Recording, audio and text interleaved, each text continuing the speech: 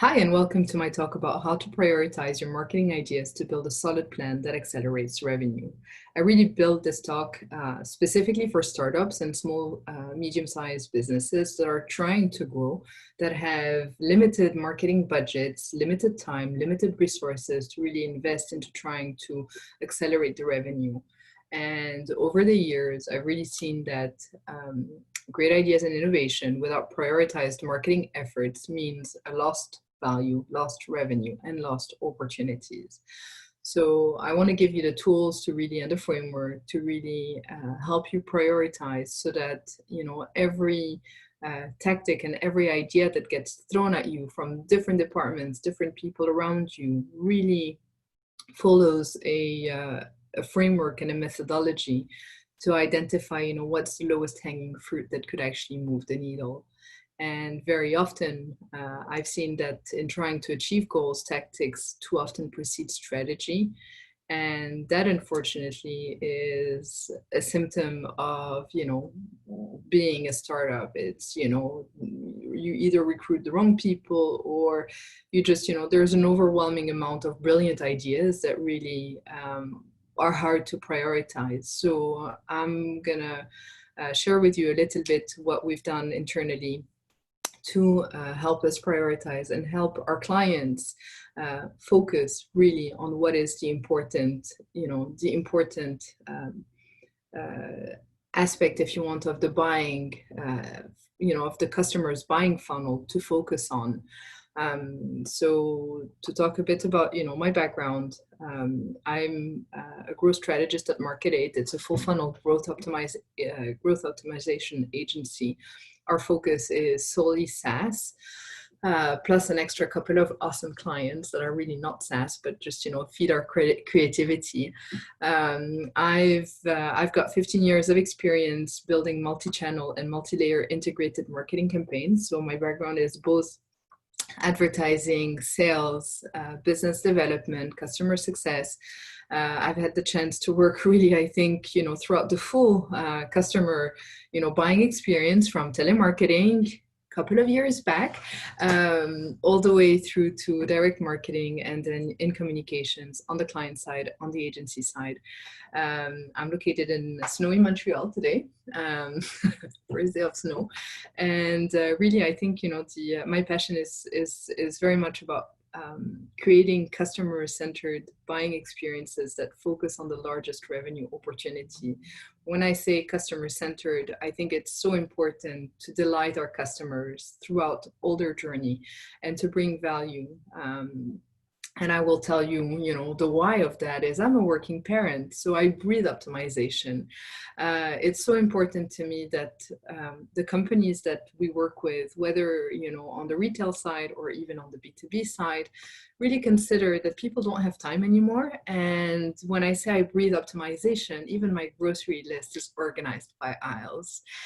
So without further ado, I will share with you the framework. It's basically a four-step way to prioritize ideas to build that solid plan. And the first one is shifting the mindset. The second one is building your foundation. The third one is prioritize the action plan. And the last one is the implementation. So I'm going to dive into each and every one of them. And I'm going to try and give you as many examples of scenarios that have either crossed my path or that we had to deal with either, on the client side or on the agency side. So I'll try to feed that into the presentation so that you get a sense of really, where that insight came from. So shifting the mindset, this is really super important because it really drives everything. It's so important to get, on the same mindset as the rest of the team and to understand that there's no cookie cutter solution. What works, and multiple people have said that what works for other people will not work for you. It's a given. It's there is no you know, there is no way around. It could give you a hint as to what could work, but context is so important, and you need to find and capture your brand's voice. So go from, you know, the idea that there's no cookie cutter solution. You're going to need to work out, you know, your strategy and your tactical plan for your company. Use empathy to embrace customer centricity. Goodness, you could put yourself in the shoes of your customer and really blank out your canvas and really understand deep down from within what, you know, how they feel, what's, you know, what could they possibly, you know, be thinking about, you know, to try and understand how, if you were in their shoes, how would you like somebody to improve your life? So really the aim and the goal is really, you know, to try and improve the life of the customers, to try and alleviate, you know, the burden that's on them, to make choices, to evaluate, you know, to find you, to, so it's really at every stage of that funnel, you try and, you know, you need to try and improve, you know, their lives. So having that purpose will drive, you know, your customer-centric solutions. The third is building a surround effect to cut through the noise. And again, I mean, this is not newness. You know, think that your customer is not just sitting either on LinkedIn or in Facebook. They're everywhere. The way that they shop is very different than what we would like to think as a marketer. They're everywhere, and you need to engage with them on multiple channels. And when I say engage, it's really making sure that they have an ability to see you, to hear you, with valuable content, you know, within their journey, whether it's their personal journey or their, you know, work journey, professional journey. You need to be, you know, you need to create that surround, you know, that surround effect. It's, you know, it's definitely not a one channel, you know, does it all. It's not going to happen. The fourth point, super key, be data driven. So use data to validate the opinions of others or your own or your assumptions. So again, you know, when I say, you know, have empathy, and through empathy try and understand the customer's journey. This can give you, if you want, high-level heuristic, you know, ideas or guidelines, but then, you know, deep dive into that data to try and really figure this out and validate that. The other part of being data-driven is to keep an open mind, so keep learning so that you can, you know, keep optimizing, you can keep testing. This is super important. Whether you decide to call it data-driven or data-informed, it doesn't matter. Make sure that you've got at least some type of data to, you know, to validate, you know, your decision. I think it's an exercise. You know, it will push you to have that exercise. Like, you know, that's going to be, you know, part of the way that you know, look at things through data. The next step is building your foundation. And no, it is not optional. It's, you know, it's probably every founder's, like, you know, dreaded work. But honestly, over the years, every single time that our clients have tried to take a shortcut off of the foundation part, we've ended up redoing a lot of the work. So to explain a little bit, you know, also when I'm talking about foundation. So Market 8 is, yes, a full funnel growth optimization agency, but the core of the service that we started offering was web development. And web development really can mess up, you know, every idea that you have, because it really, your website becomes your best salesperson. And in order to be able to do that, you need to really question your team, yourself, you know, everything about your entity, your company gets questioned. And it's a huge challenge, and redoing a website is really not a light thing. And in having to redo websites for our customers for most of the time, which is usually, you know, the first entry point, oh, we need a new website. When they realize the amount of work that goes into that, and where we have to go back to basics of building the foundation, you realize that, you know, there's elements that have not been thought through properly. So the first one is the objectives. What are your business objective? What outcome are you seeking? Are you trying to get acquired? Are you trying to sell, your company? Are you trying, like, what are you trying to achieve? Are you trying to become, the next, Google, the next unicorn? What is your ultimate motive and objective? Then you need to define your sales goals. So out of those objectives, you need to have your sales goals. What are you looking to achieve in terms of ARR or MRR? How do you foresee the breakdown per account here? So, are you going to go for, maybe trying to unlock, 2 or 3 big, accounts that will give you the credibility and the reputation to drive, then, lower rate subscriptions, or, lower accounts, like smaller fish. So understanding your sales goal and kind of foreseeing, how you want to break it down by tiers, from whale to little fish, kind of also helps define the marketing strategy there. The third part is know your ideal customer. And to be able to figure out who that ideal customer is, we will tend to push between regrouping sales and customer success, because your ideal customer is ideally the one who has the shortest sales cycle, the quickest adoption rate, and the lowest support ticket. And ultimately, this information is held by either your accounting department in terms of billing, but other than that, it's sales and customer success. So that ideal customer is not that whale customer. It's really, it's really the targeted accounts that will generate a cash cow. Then you need to drill down into understanding their buying journey, and you will need to do that through customer research and market research. Be creative with your data sources. There's an unbelievable amount of information that you can find online, and that you can really also hone in on, through customer surveys, customer interviews, and a bit of market research, competitive research. So keeping a good, keeping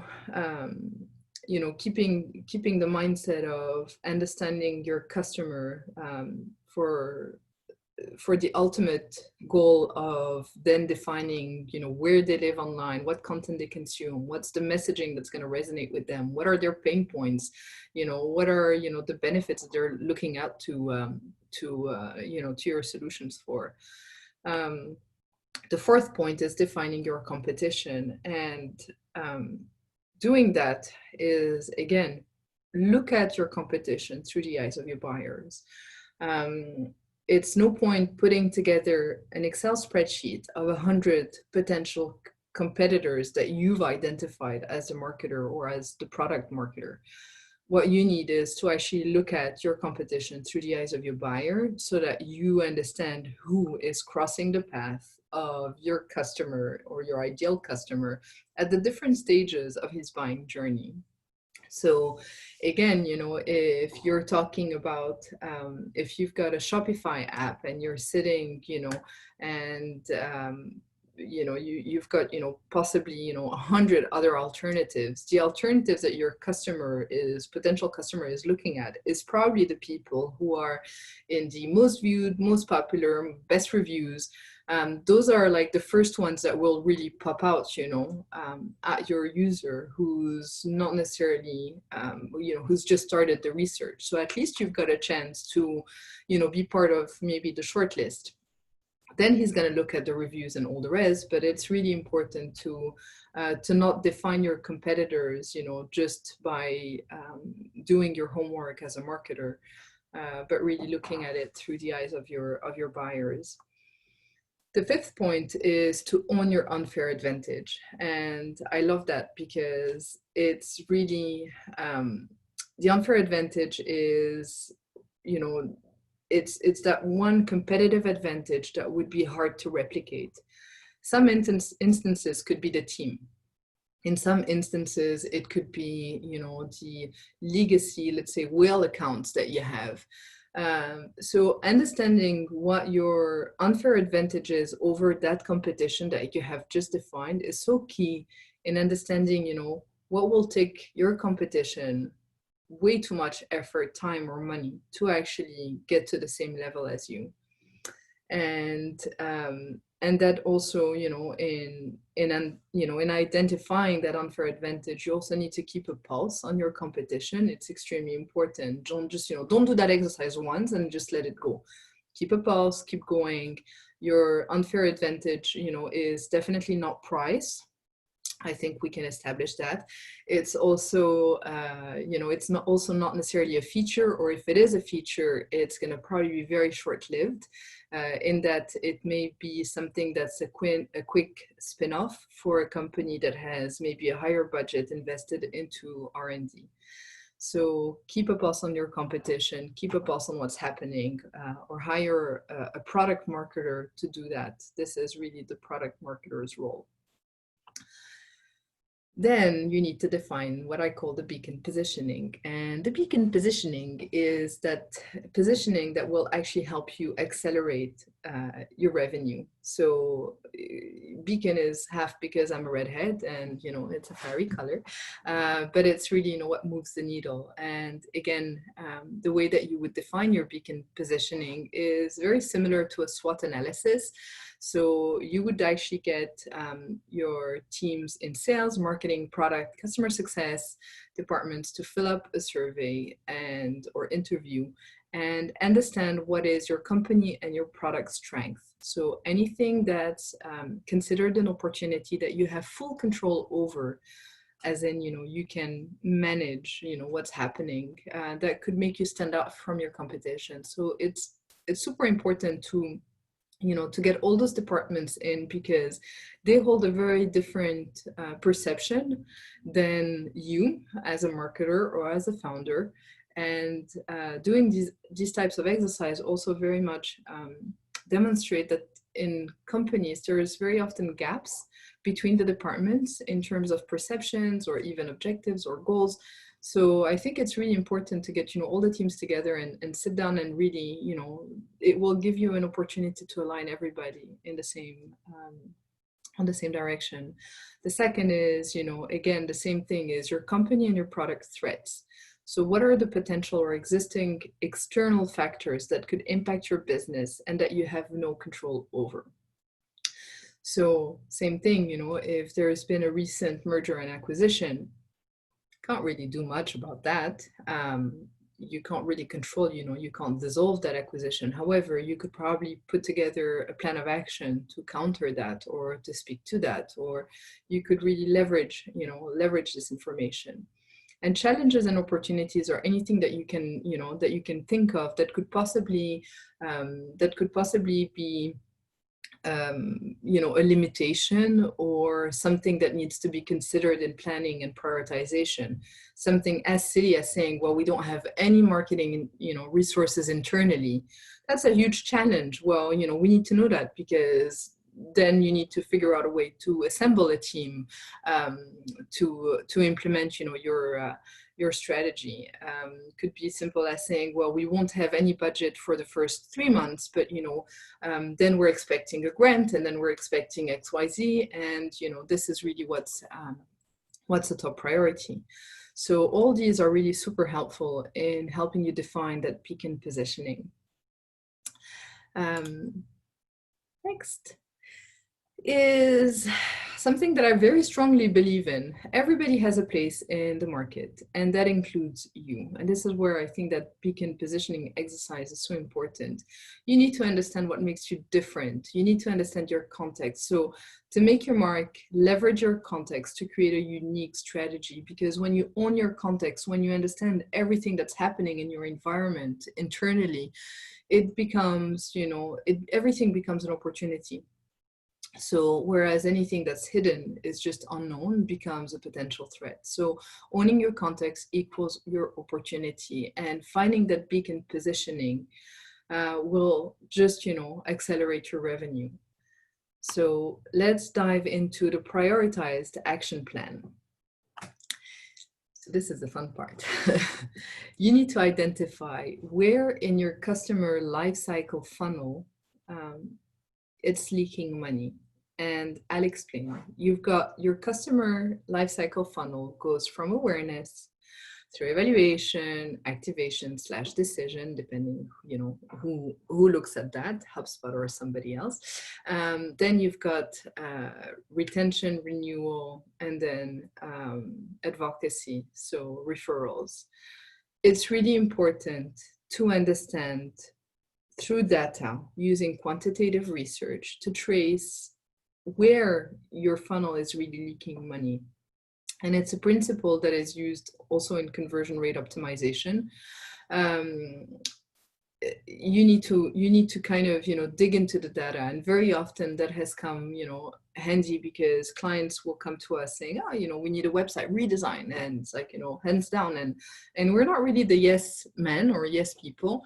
So we'll challenge that, and we're going to go back and look into the data sources, and sometimes it's not the website that needs a redo, because actually the first or the primary acquisition channel is not the website, but it's possibly, an app or a referral site.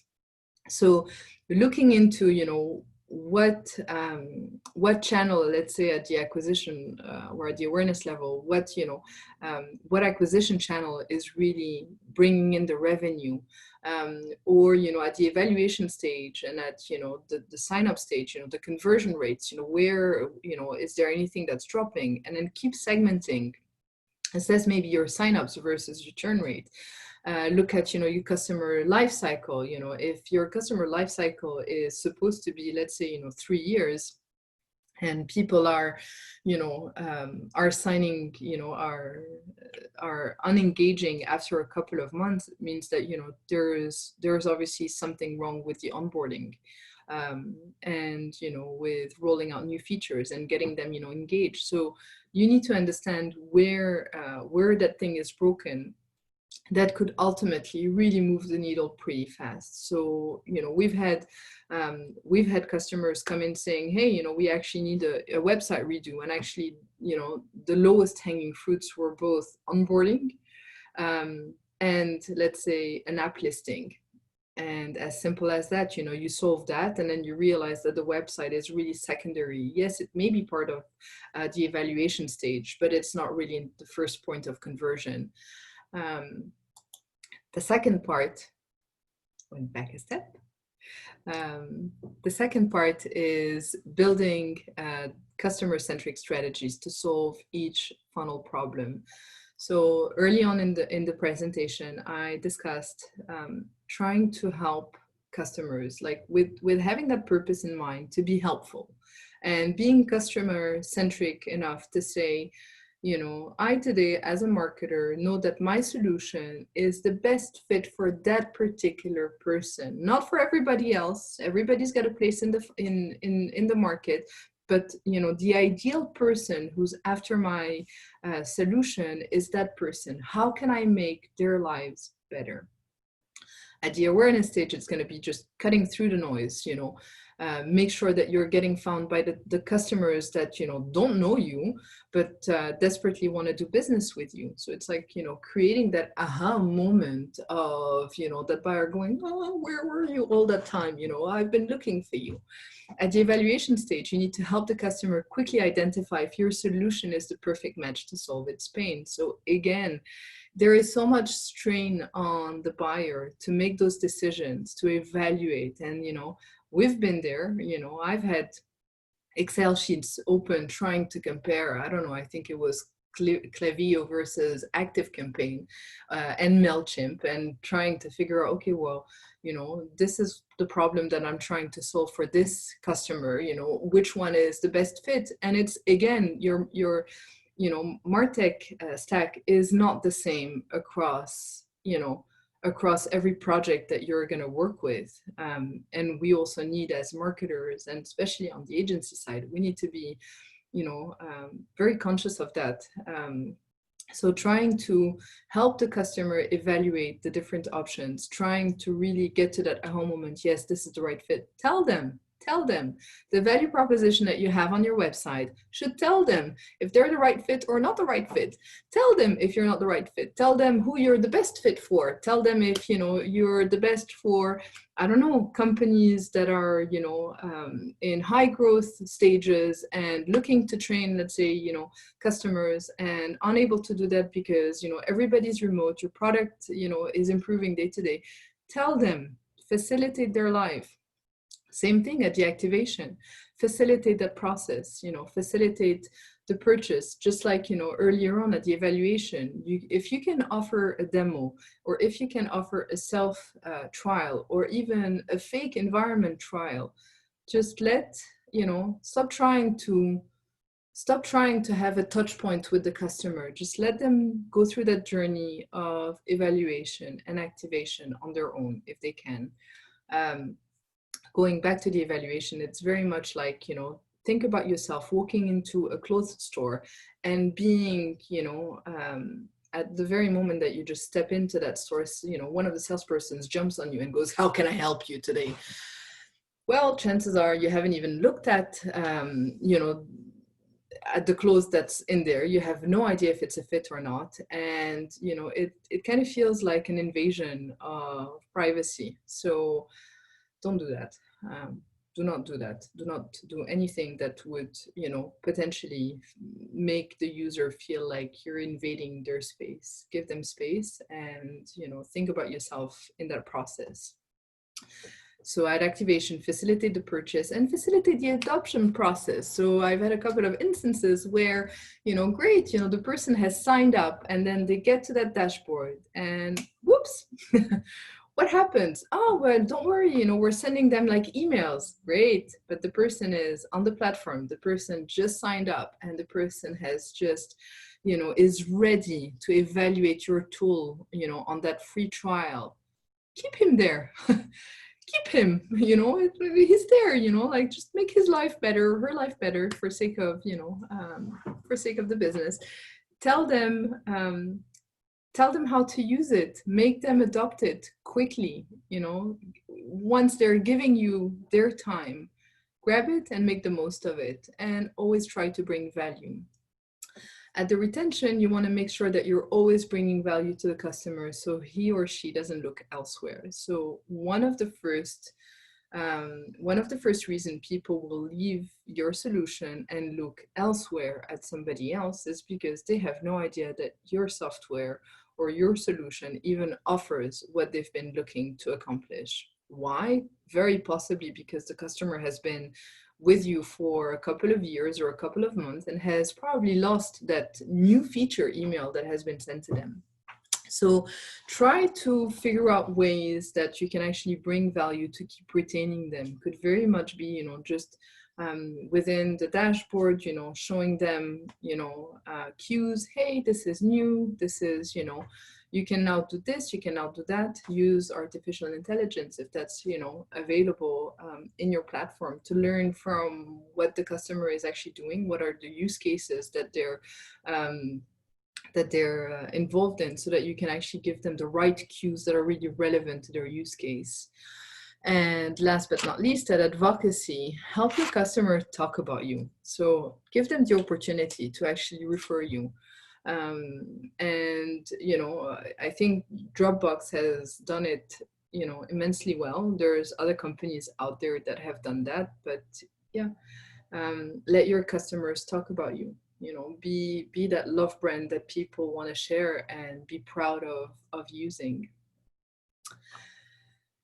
And the third one is, okay, now that you've got all of that figured out, break down the strategy into tasks and score them. And when I say score them, I've actually created a prioritization score sheet that you can download. So you can download through the button here, and I'll share the link. So use a spreadsheet, log your ideas and score them. And the way that this sheet works is you can score them by impact to the funnel stage, by the time, the ease, and the cost of implementation, the time to impact the buyer, and the data source and data confidence. And I'll dive a bit more into each one of them. Impact to the funnel stage. So again, if you've identified that onboarding is really the key focus at the moment, that sheet will actually help you filter by funnel stage. Time to implementation is cost of implementation. I'll give you an example. We have, let's create a case study for that customer for the website. First of all, the website is not even a priority because we're talking about onboarding. A case study, even more. How long does it really take to create a case study? And that's where I'm going to use a bit of my project management background. Well, to create a case study, it's going to take you at least 2 weeks. Guess why? You've got to get an interview with your customers, with your customer. You've got to put together the actual content. You've got to create that case study and design that. There's cost associated to that, whether it's on the design front or on the development front. And really, when you look at the time to impact the buyer, is it really immediate or is it more long run? It's definitely more long run. And again, how confident are you in your data source? What made you decide that you wanted to come up with a case study? And just by bringing back, the data source and the data confidence, like what led you to believe that a case study was the right thing to do, will make you realize that actually that was not the greatest idea if you're focusing on onboarding. Then 4, focus on the task closest to the funnel, that funnel step that leaks money. So like I was saying, if the priority is onboarding, just focus on the task within the prioritization sheet that really, could move the needle in terms of improving the onboarding process. So by prioritizing the implementation of the task that would really yield an impact fast with as little effort or budget as possible, you can then get to your numbers, get to your growth goals without really diluting your budget and without spreading yourself too thin.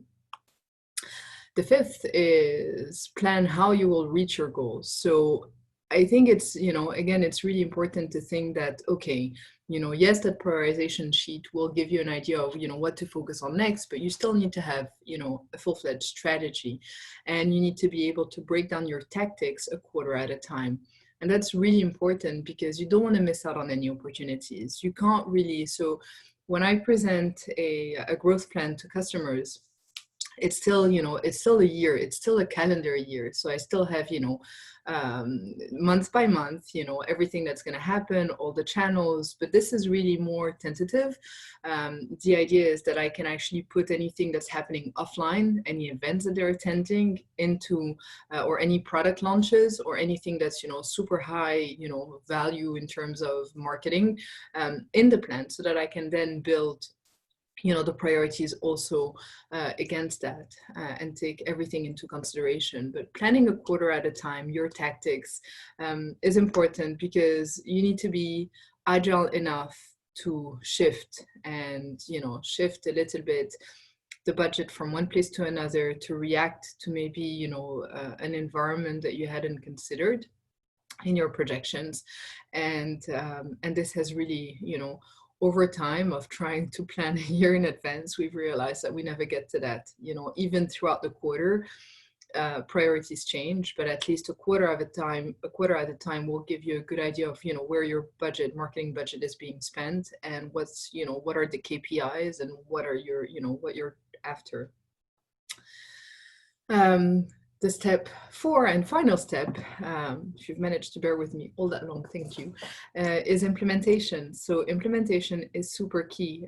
You can have the most amazing strategy, the greatest ideas and tactics. You can have prioritized by impact to your revenue. But if implementation fails, chances are nothing is going to stand. So the first thing to look at is, being able to measure what matters. And that makes me realize that I should have added a step into foundation. You need to make sure that anything that is tracking your users, your sessions, your visitors, all your tools are clean, that you're looking at clean data. And I think that this is something that's, even more important than measuring what matters. You need to measure what matters, and it needs to be accurate. So in the first steps, of measuring what matters and setting up your goals in GA or whatever, software you're using, make sure that the data is, is accurate and that it's really telling the right story.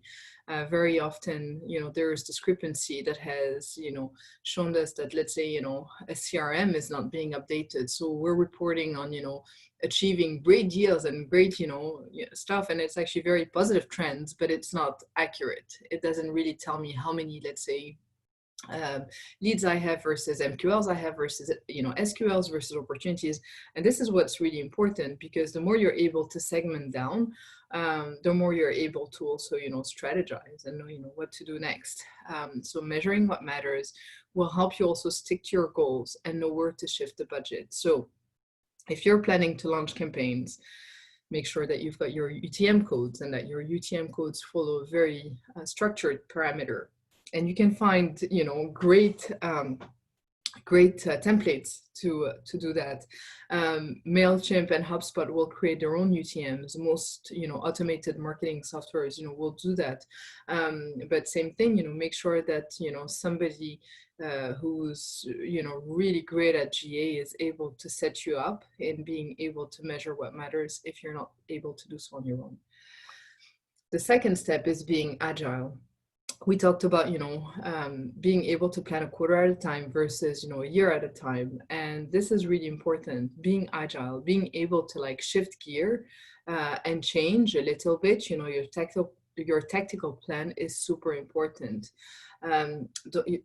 This is the only way that you can avoid to miss out on opportunities. So, guess what, this report is coming up, in December, and you haven't really thought about that, but, it needs to happen. You need to have reviews, and, you need to monopolize, 2 people on your team to be able to access your customers and, gather the reviews so that you can make it part of, that report. Do it. Do not sit on it, just do it, because it could be an amazing exposure opportunity that you may not get a chance to have until maybe 6 months from now. So it's also part of that prioritization sheet. Do put them in, and you will know also when to react and when to shift your budget and where to shift your budget to. The third part is stick to your positioning, because that can only solidify your brand impact.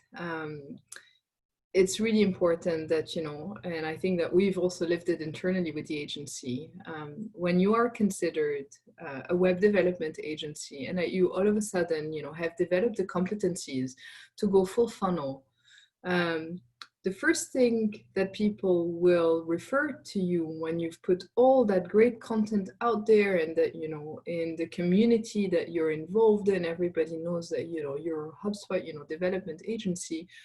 It's really hard to solidify the brand and to kind of, shift the positioning in people's mind.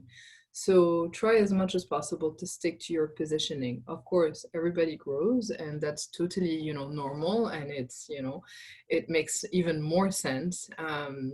But try to at least, stick to your positioning. I'm going to say, at least a year at a time, if anything. In number 4, you've got to keep your team from working in silos. And very often, again, being on the agency side and having worked on the client side, it kind of feels like the teams are not really communicating.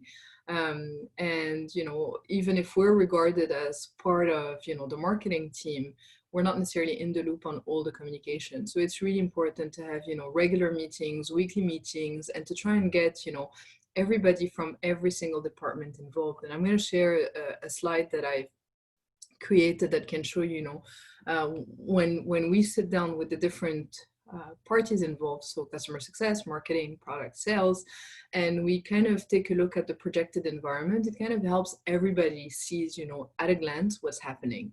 So in customer success, you want to get the learnings from any of the customer success teams, any pattern trends that they're seeing. Maybe they've onboarded a new account, and that could mean that, you could get maybe a case study in a few weeks from now. On the product side, the product marketers, is there any new release, new feature release that's coming up? Are there any bugs that have been reported? Anything that needs to be considered within your marketing. On the sales side, if your sales team is after, is like working alone after, trying to gather, large accounts or different accounts, and there's no marketing support in terms of either collaterals or maybe, LinkedIn campaigns running in parallel, targeting specifically, these companies, then, the effort is much greater on the sales team. So, rallying, everybody to just, try and get the best out of the impact. Something to consider that we've had, same thing in terms of seasonality. You can have a sales team that doesn't have the capacity to manage inbound leads or incoming leads, that you're generating, and that can be, either because it's a seasonality issue, or maybe closing those customers takes way more time, and they require more nurturing to get them, to a sales qualified lead. So it could be, the qualification, the lead scoring, there's so many things that can come into play, but understanding and keeping that pulse with sales. Also keeping a pulse with sales. If you're launching Facebook and LinkedIn campaigns and it's generating leads, after a couple of weeks, do ask them if the lead quality is good or if it's really unqualified prospects, because that can really shed a lot of light on, how to improve your SEM and SEO campaigns. On the marketing side, same thing, keep them informed of what you're planning to work on for Q1 so that everybody knows, so that you've got a chance to readjust. And if there's anything happening from an external side, competition, I don't know, reputation, something that's, coming up that's external to your internal team, that needs to be considered. Maybe it's a competitor that's going to launch a new product. In this case, this bubble would actually come up and sit here so that everybody's aware, and so that you guys can prepare internally for that shift. The last one is hire experts, and not only hire experts to do the implementation, because it will save you time and energy. Again, I'm on the board of advisors of 2 startups, and the initial conversation is how we're looking for a VP of marketing or a CMO. Well, yes, great, but you know what, not really the best thing. And the reason being is getting somebody who's senior, especially at the strategy level. We don't necessarily have the tactical experience that you need. So the best advice I've provided is really, hire experts, either hire an agency because they will hold, development, they will hold design, they will do SEM, they'll do SEO, and you can really get, one or multiple agencies, working together. But hire experts. Just don't waste your time. Don't try to do copy on your own. It will not be great, because even if you have a journalistic background, it's not persuasive copywriting. So best advice, hire experts for different implementation tasks, to try and shorten the implementation time so that nobody's learning on your accounts. It's super important that nobody is, you don't have time, nor budget, nor time, nor really the energy to let people learn. You've got to have, you've got to yield results, because the sooner you yield results, the more budget you're going to have to inject back into marketing. So until that wheel is greased a little bit, really think about hiring experts in the fields for every implementation, and then hire from every corner of the world. I mean, with Market 8, we're all remote. I'm based in Montreal. Half of the team is in the US. We've got people in Europe, people in India, and in Asia. So I think it's super important to really think that your customers are not located in one zip code or postal code. That's what we call it in Canada. But if that's the case, then your team shouldn't either, because it will shed different perspective. It will shed information on culture, on demographics. So it's really important to understand all of that. For instance, using some of the experiences that I had a customer who, who was really hoping to not optimize their mobile site. However, if you really dig down and kind of look at where the audience is coming from, you could see that the mobile optimization and the mobile speed, really needed, closer look at. And that's from also working with, teams that are dispersed throughout, the world, is we end up understanding the reality of other people, which in turn is, an empathetic approach to customer centricity. So I hope that the talk was, was helpful. In a nutshell, don't execute on every idea and request that's coming your way. Score them by impact to the business. This will save you time and money. Leverage your context, because context equals opportunity. Focus on delighting your customers at every stage of the buying journey. Be agile. The market changes. So does your buyers and their expectations. So really, keep a pulse on that.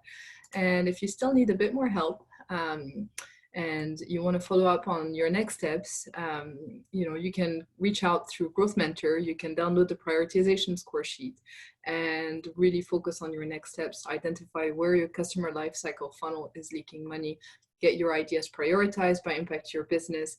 Make sure you know enough about your customer to add value at every interaction. And this should help you build a marketing plan that can impact your revenue. Thank you very much for keeping up with the French accent, and I hope to hear from you soon. Bye.